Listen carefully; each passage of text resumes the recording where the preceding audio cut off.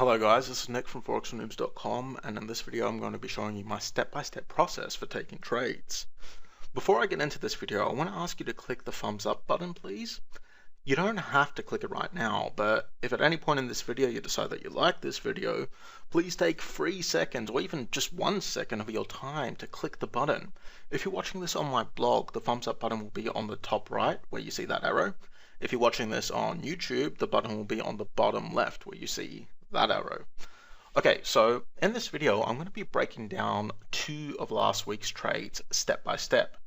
My new charting platform, eSignal, allows me to replay chart data. This is a pretty awesome feature. Usually I prefer to do live trade videos, that way you can actually see me enter and exit trades as it happens.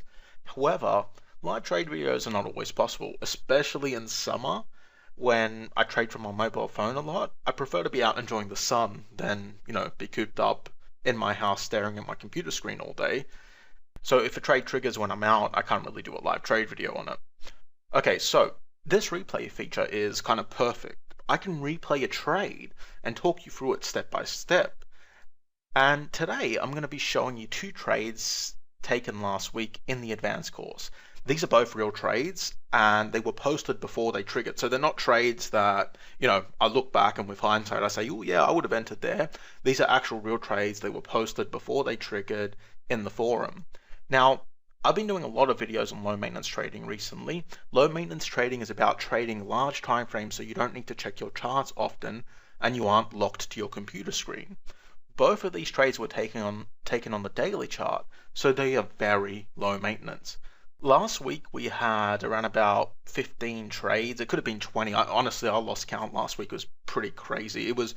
We don't normally get 15 to 20 trades per week. Last week was just pretty crazy. But yeah, last week we had, let's say, about 15 trades between 4-hour and daily chart.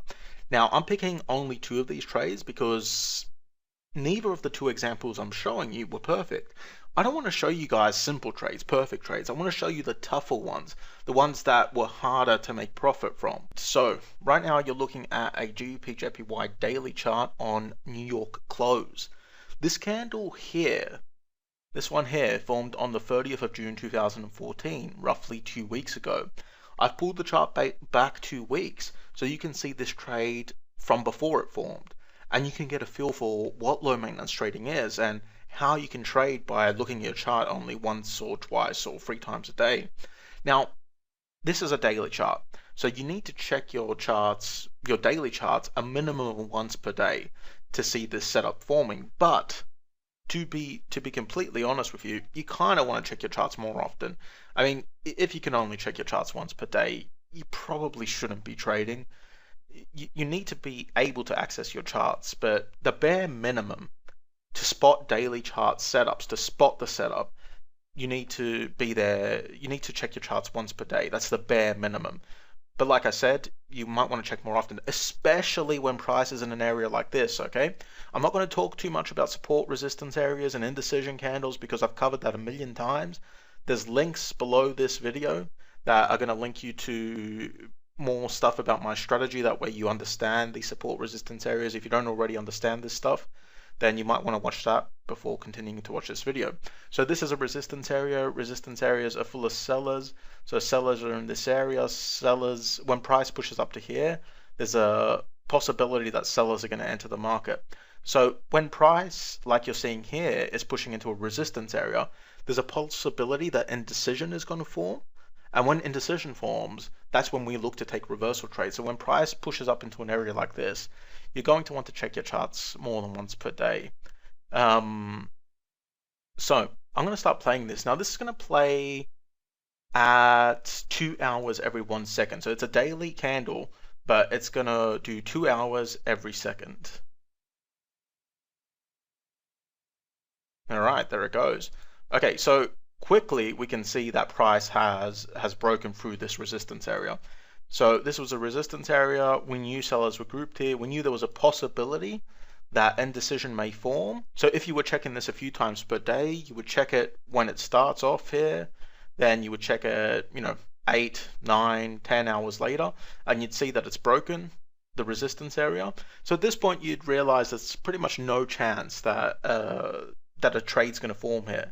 there's not going to be a tradable setup here.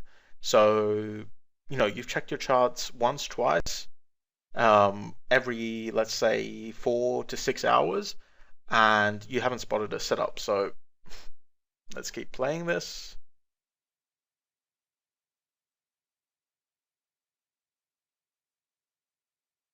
It's a little slow, isn't it? Okay, so that's the end of this daily candle. Now, when you check it at this point, 100% sure there's no chance of a setup forming on this level. So now, the next thing you're looking for is for price to push up to this level. So you just check once a day until price gets to this level, or ideally 2 or 3 times a day until price gets to this level. That way you can see if indecision is going to form at this level. This is low maintenance trading. So let's play. Price is dancing around, pushing back down. Ooh, it's going up, going up, going up, but not up that far. So by this point, because this is doing about 2 hours every 1 second, you've checked your charts a few times per day in this candle, and you don't really see anything. You don't see any potential for a setup because it hasn't really reached this resistance area up here yet. So let's hit play again. Okay. I'm going to pause this here. So now price is in this area, this resistance area here. Now this is when you want to start checking your charts more often, because when price is in this resistance area here, there's a chance that indecision is going to form here, and that you could possibly enter a short. I'm not saying you need to check your charts every hour, because remember, it's still a daily chart, and it's going to be at least 24 hours before a setup can actually form here, before a reversal setup can form. So it's not like you have to check your charts every hour or just be glued to your charts, but you need to remember that GBP/JPY hitting into resistance right now, so that has to be in your head that indecision may form and there might be a potential trade here, so check in every now and then on GBP/JPY. Okay, so I'm going to keep playing this. Moving so slowly. Bam. Candle forms. Okay, so this is obviously the next day. Price is dropping down already. So at this point, it looks like maybe it's too late to enter a short trade on the daily chart. I mean, it's dropping down. Potentially you missed the trade, which can happen. I mean, there was no indecision here on the daily chart, so no actual indecision formed. What's happening so far is we went from a buyer controlled market, buyers controlling price, to sellers taking control of price and pushing down. Now they haven't pushed down that far. Obviously there's still potential for a trade to form here, but this kind of means, hey, no indecision has formed, so we didn't get the setup we're looking for. But let's keep playing. Ooh, it's come back up. And there we go. So this was Friday, and this was the Monday candle. So, all right, let's look at what's happened here in terms of price action and in terms of my strategy.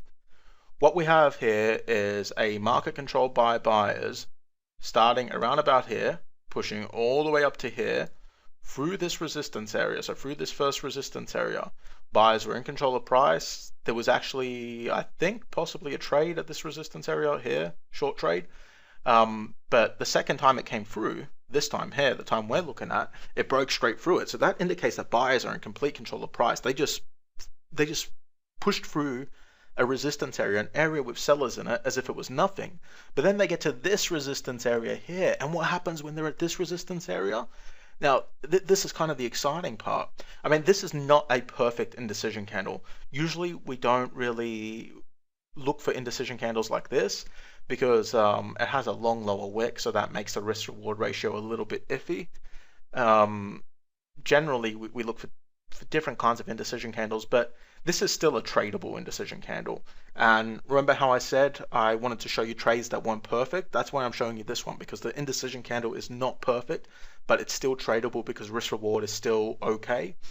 But this is the exciting part, because this candle here, when you see this form, when you check in on Friday or on Saturday after this candle closes, you check into your chart and you see this candle here. Now, when you see this candle here, you say to yourself, okay, indecision is forming on top of an area of resistance. This is an area of resistance. It was there before price even got there. And we know that there are sellers here. And we went from a market control by buyers. So buyers were in complete control of price here, here, here, here. And then they hit this resistance area, and all of a sudden that forms. This area that we know for a fact in this area there are sellers here, and that thing forms there. That indicates to us that sellers are fighting back. Sellers are trying to take control of price. Sellers are fighting back against buyers. So what do we do when we see something like this? Well, that's why I have these lines up here. I'm going to be showing you how this trade was taken, how this trade was traded. Blue line is for the entry. So the entry would have been placed around about here. Now, if you wanted to, you could have placed your entry a little bit higher. Oops, sorry about that. You could place your entry around about here if you wanted to, but that's a bit of a risky entry. I prefer to enter at the low of the indecision candle. Now, this looks like it might be bad risk reward ratio, but it actually wasn't that bad at all. So that was the entry here. The entry was at roughly the 174.73. Stop loss was around about up here. Now you want to place your stop loss above the high of the indecision candle. Now in this case, it's good that this candle doesn't have a long wick at the top. It's good that this candle's wick is quite short, because you can place a pretty tight stop loss overall. So the stop loss for this trade is 174.73 to 175.34. That's for 60 pips. Sorry, I've been using MetaTrader 5 for a while, and you could just stretch, do a line from here to here with MetaTrader 5, and you could see exactly how many pips. I'm back to doing the math in my head, and I'm not that good at that. But that is 60 pips. Yeah, 60 pips. It's a 60 pip stop loss. So that is the stop loss around about 60 pips. Now the first target is around about down here. Now the reason for placing the first target here is that this is a support area. This is a strong support area. We know that there are buyers grouped down in the support area. We know there's buyers down here. So we want to close out part of this position before price hits this area with buyers. Because remember, support resistance areas are areas. So this is an area of support. It may not be perfectly accurate. You might find that sellers get to here and then reverse straight away. And you don't want that to happen to you. You don't want to have price come down to here and your target be in here in the middle of the support area. Price reverses from here and then you get stopped out. You don't want that to happen. That's bad. So you place your target just before the support area, just around about here. That way, when sellers come down, they might hit the support area and reverse, but at least you've taken out part of your profit. So that is the first target. Now, second target, it depends. Some people who took this trade had their second target here. Some people who took this trade put their second target here. Now, the reason for putting it here, which I believe was the safer option, the reason for putting it here was because this stuff here. See all this stuff here? This is minor support resistance. This indicates that when price gets up to here, it kind of struggles a little bit.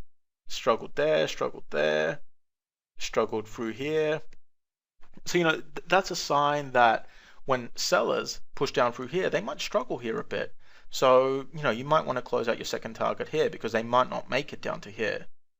So, the second target varied depending on who had taken this trade, because this trade was posted to the Advanced Course Forum.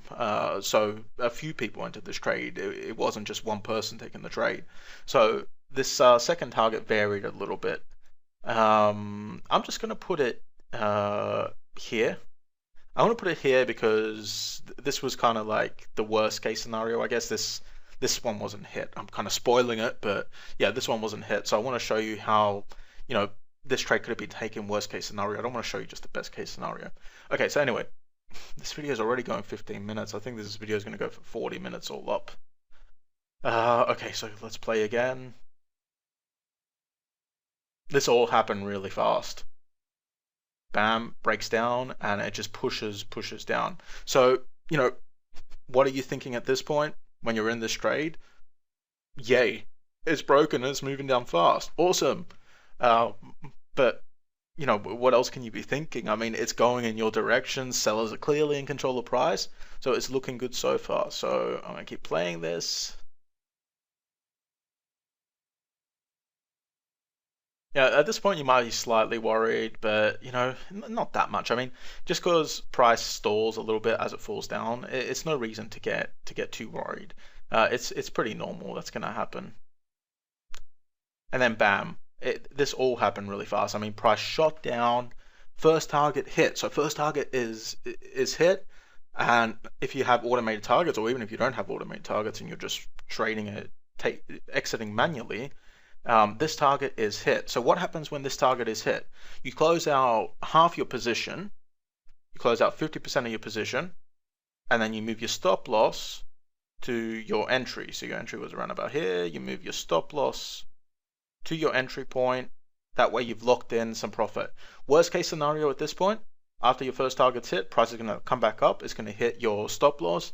You're still going to have made profit. It's not that fantastic, that profit. I mean, it's not that good, but you still will have made some profit on this trade. So let's keep playing this. Okay, it's struggling at the support area. That's quite clear. See that? See how much it's struggling in that support area? That tells us that this is a good support resistance area. Even though it was broken recently, it tells us that this is a good support resistance area. Price struggled here quite a bit. Let's keep playing this. This stuff like this, okay, some people get a little too concerned about stuff like this. When price does this, they get a little too concerned, and especially new traders, especially traders who haven't been trading for very long, they get scared when they see something like this forming. Now, I just want to make it clear to you, you shouldn't be scared when you see something like this forming. This is perfectly normal when you're in a short trade. Or when you're in a long trade, it's perfectly normal for it to come back down a bit. It's rare that you're in a trend that is so strong that buyers are in complete control or sellers are in complete control. There's always going to be a bit of a struggle between buyers and sellers. When you see something like this, you shouldn't jump out of the trade. Now, one of the main reasons you shouldn't jump out of the trade is there's no higher high. So a higher high hasn't been made. It's in a buyer's nature to make a higher high and a higher low. So buyers make higher highs and higher lows, sellers make lower lows and lower highs. So no higher high has been made by buyers. You shouldn't exit the trade. Even when a higher high is made, to be honest, you shouldn't really exit the trade. It's close enough to your stop loss that it's not going to make that much difference if you close out here or if you allow it to hit your stop loss. So you shouldn't really jump the gun and get out of the trade. So let's see how this played out.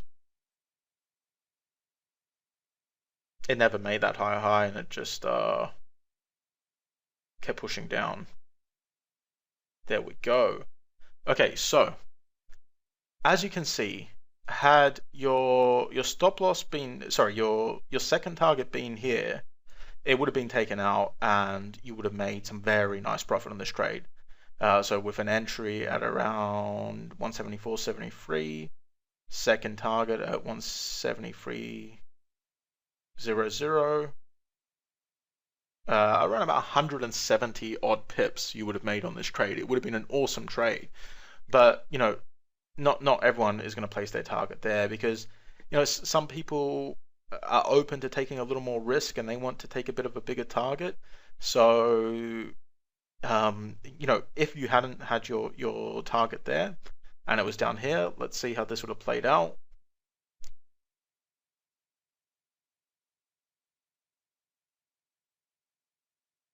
Okay, so this this here was the Friday candle on the 11th. So personally for me, what I do in a situation like this is if I have a trade open, even on the daily chart, it hasn't hit its target by Friday. As long as it's hit its first target and I'm exiting still with pretty decent profit, I'm happy to close it out because I don't really like holding trades over the weekend. Not a big fan of it. I prefer to just lock in my profits on the Friday and not hold the trade over the weekend. So at this point, you have two options. Close out your trade because it's Friday and it's dancing around here. You're still in profit. You know, you've still made pretty decent profit on this trade, 100 pips by this point. So you can close out your second half here, and that's the trade done for you. Fantastic.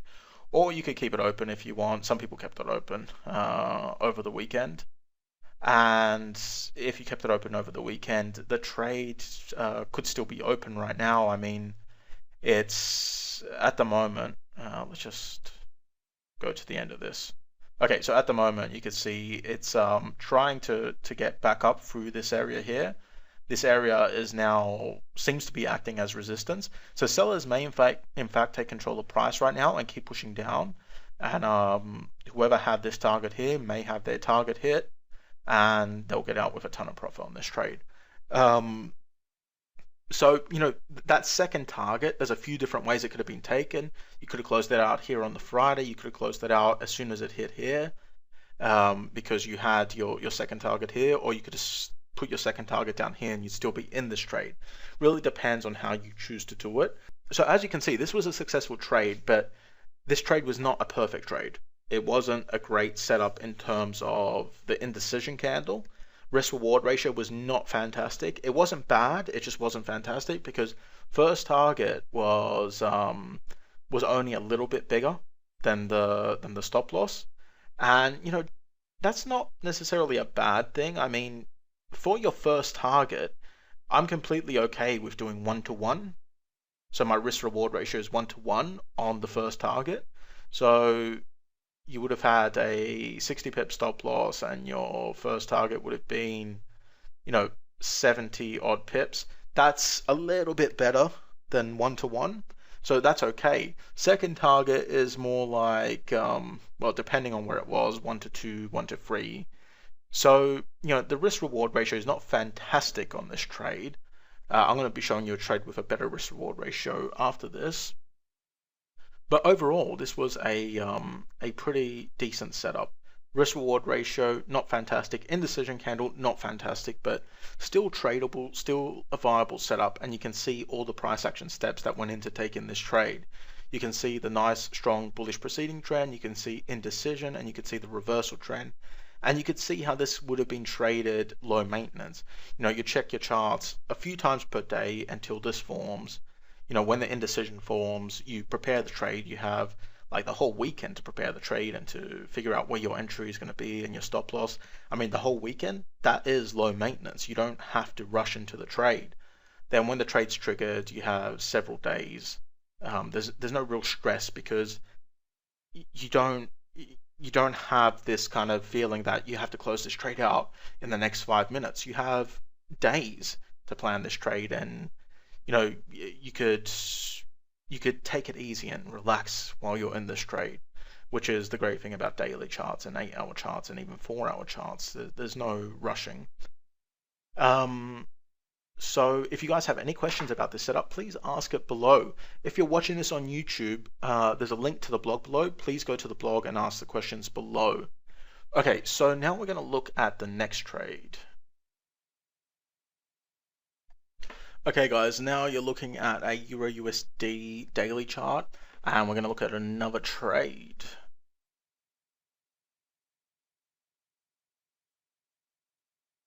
Actually, I'm going to push forward a bit because this is not the trade we're looking at. Although this actually was a pretty good trade, but this was kind of like a really nice setup, and it was a really obvious trade. So I want to look at a setup that was a little more complex. So when price reached here, remember this is a daily chart, so this is really low maintenance trading because you know you're checking your candles 2 or 3 times per day until it reaches here. This is when I would start checking it just a little bit more because when price reaches the support area, you know, sellers have come into a support area. We know that buyers might start fighting against the sellers here, and we know indecision might form, and we might potentially get a trade set up here. So let's see what happened here.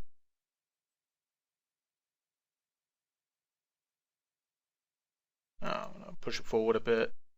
So you can see sellers push down, but then they got pushed back up by the buyers. So buyers are obviously fighting against sellers at our support area. We have the support area placed, and it looks like it's working quite well. I mean, we do see some signs of indecision here, really.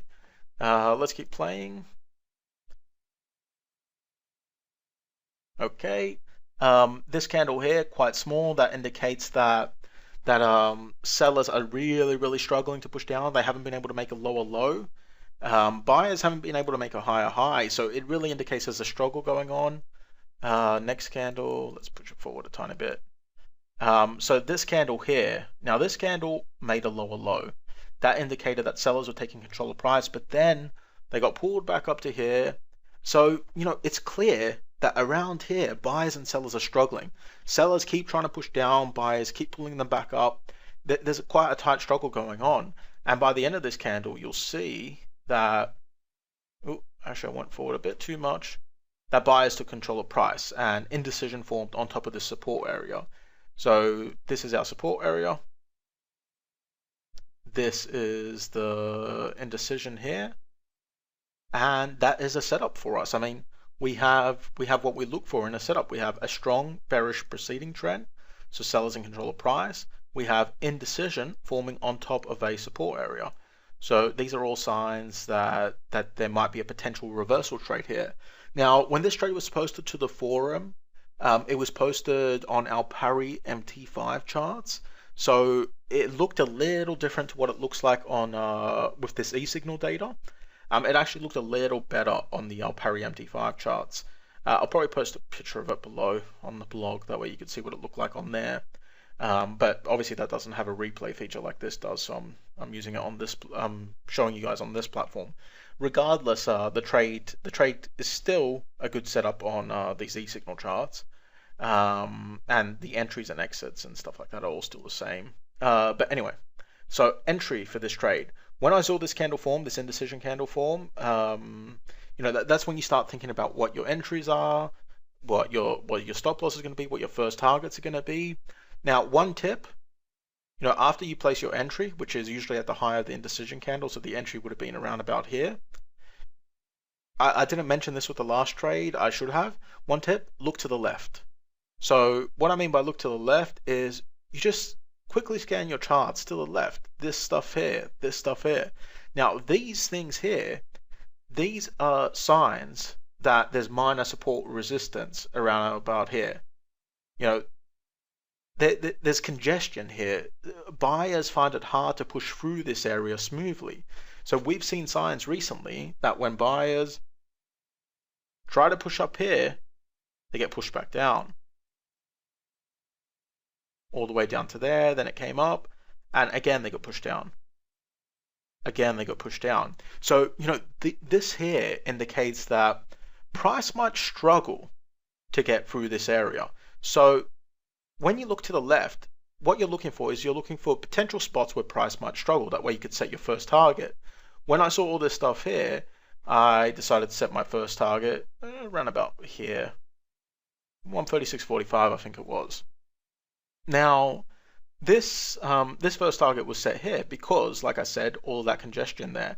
Now, I could have been a little more risky and put my first target here, but that's not a wise decision, because what happens if your trade is triggered, buyers take control of price, they get to here and they meet that same resistance that they've met very recently.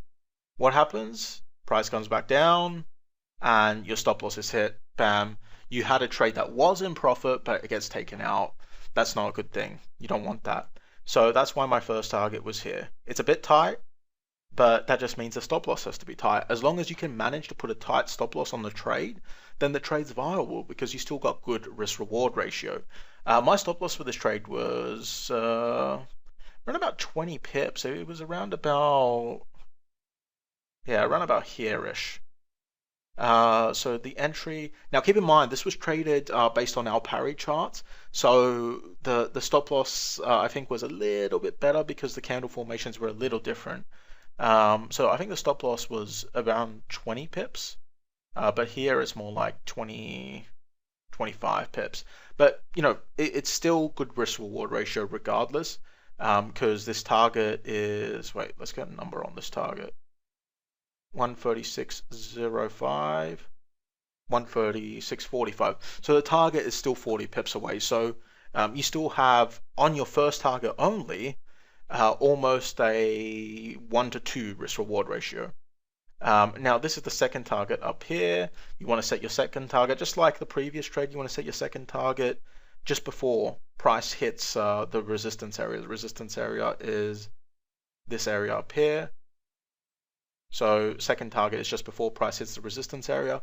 Second target is 80 pips, 80 odd pips away from the entry. So that is almost 1 to 4 risk reward ratio for that second target, 1 to 3 point something. So the risk reward ratio overall is quite good on this trade. Let's see how this one played out.